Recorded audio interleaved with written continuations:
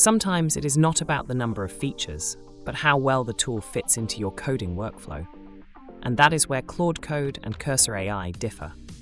Claude Code, from Anthropic, brings the Claude language model into your terminal and editor environment.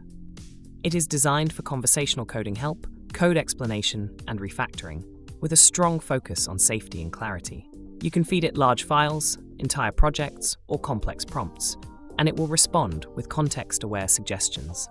Because it is part of the Claude family, it can handle reasoning-heavy tasks like debugging logic, writing documentation, and breaking down algorithms into step-by-step explanations.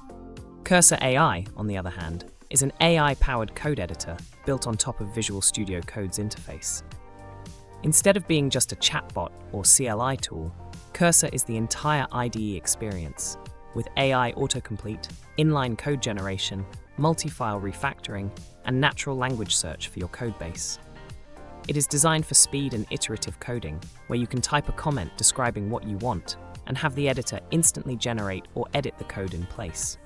In terms of integrations, Claude Code works well alongside your existing setup, whether you use VS Code, JetBrains, or terminal-based workflows.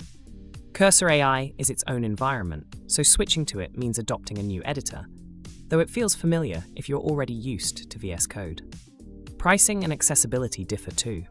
Claude Code Access depends on Anthropic's plans and API tiers, while Cursor AI offers a free plan with usage limits and a paid tier for heavier workloads. If your priority is having a powerful AI assistant that can reason deeply about your code while letting you keep your existing tools, Claude Code fits that role well. If you want an all-in-one coding environment with AI tightly woven into the editor itself for rapid iteration, Cursor AI might be the better fit.